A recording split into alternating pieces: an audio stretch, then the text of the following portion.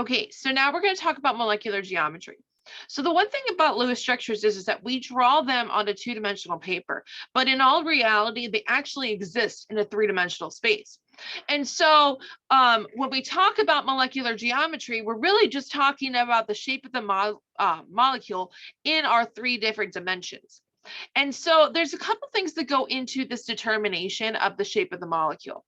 The first thing is talking about this idea of VSEPR. And it's going to be valence, shell, electron pair, repulsion. And what happens in here is that if you have any lone pairs on your central atom, what's going to happen is that they're going to push themselves apart as far as they can get from each other. And so we get this, sometimes we'll get these certain bond angles that'll come out of it based off of how many bonds it has or how many bonding places it should have. And those may be a little bit less because the lone pairs are pushing further and further away to get away from everything else. So if we look at, let's say, the Lewis structure for H2O. So when we draw the Lewis structure for H2O, we have H, which has one valence electron, and we multiply that by 2 to give us 2 valence electrons. We have O, which should give us 6 valence electrons, so we should have a total of 8 valence electrons. So then I draw my molecule. Okay, I only have 4 valence electrons that I used, so I need to add 2 more pairs of valence electrons, or 2 lone pairs, to my central atom.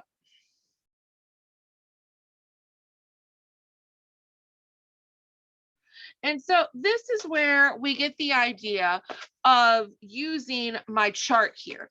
So once we've drawn the Lewis structure for H2O, now we're going to look, this is what it looks like on a three-dimensional space. However, we are going to try to figure out what is our two-dimensional space. We need to figure out what it's going to look like in 3 dimensions.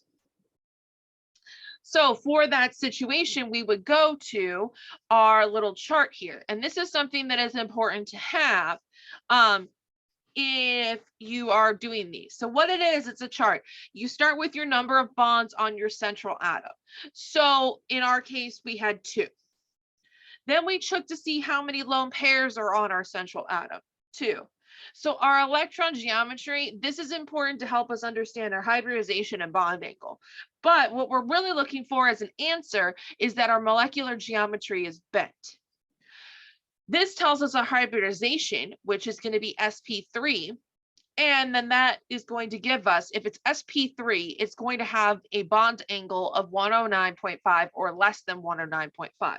So because you have a bent structure and those valence electrons are pushing essentially from each other, you are actually going to get angles that are slightly less than 109.5 between the 2 bonds. And so that is where this comes into play. So our valence structure, again, remember, looks like this. It was O. But when we draw it in actuality as a bent molecule, we're going to have it as O, pair, pair, pair, pair, H, H. And that's why we draw it this way when you look at a water molecule. So our molecular geometry should be bent. Our hybridization is sp3, and our bond angles between this angle right here is what we're talking about, between these 2 bonds, is going to be less than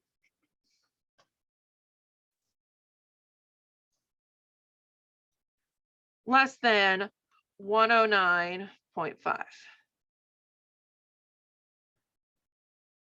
And that's what we're talking about. Because these 2 will repel from each other, they make this bond angle a little bit smaller. Okay, so now let's draw for SF4.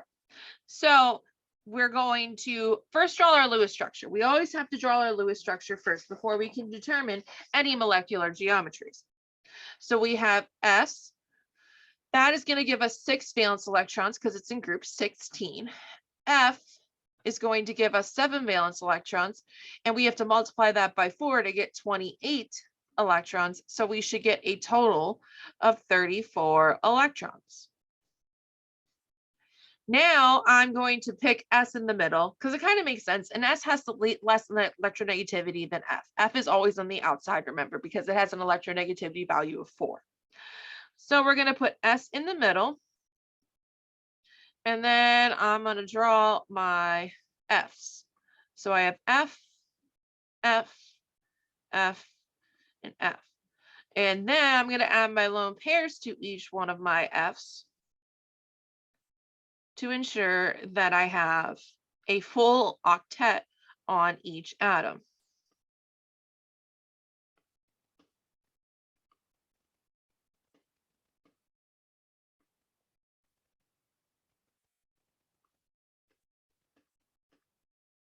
Okay, so when you count these up, you have 2, 4, 6, 8, 10, 12, 14, 16, 18, 20, 22, 24, 26, 28, 30, 32. We have 32 electrons. We need 34. So we're going to add a lone pair on to our central atom. And so this is going to be an expanded octet.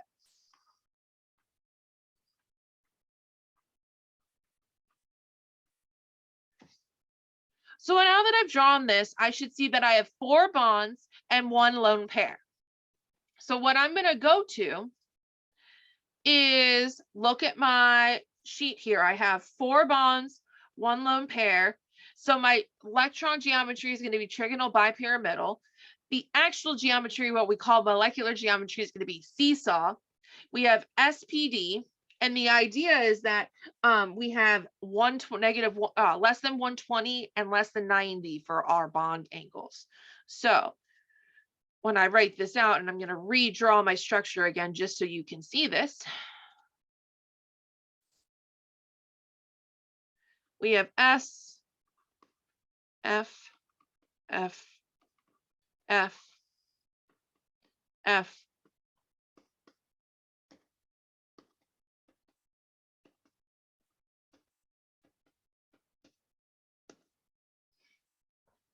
and as you can see, I'm just adding my valence electrons to my outermost atoms.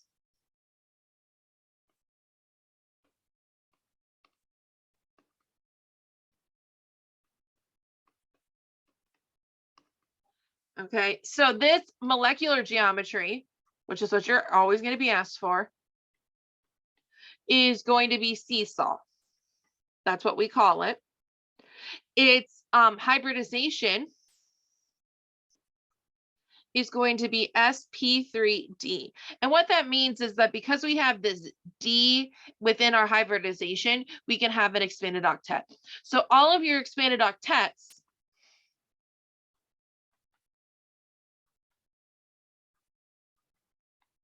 so they will have d orbitals. And because they have those d orbitals within their hybridization, they can have more than 8 valence electrons around the central atom.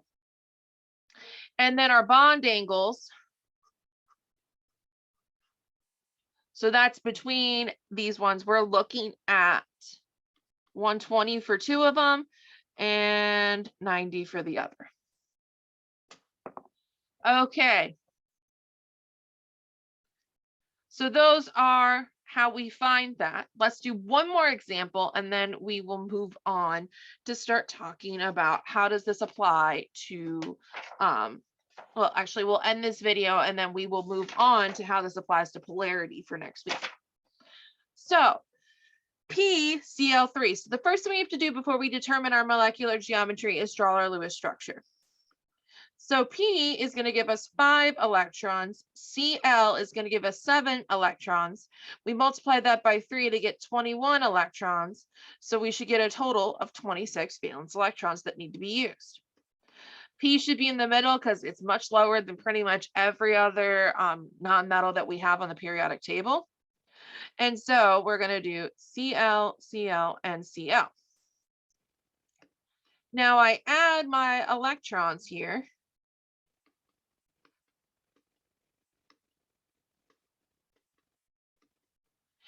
And we'll see that I only use 24. So I need to add 2 more onto my P, which also gives it a full octet. So here we do not have an expanded octet. We just have a regular octet. Now I want you to go check your sheet to see what your answer should be, and I will put that up in a minute. Okay, so we should see that we have, for our answer, it should be trigonal pyramidal. Our bond angle is going to be less than 109.5. Our hybridization is sp3, and our actual shape looks something like this. So this is where we're going to end our video. We're going to start the next video starting to talk a little bit about polarity.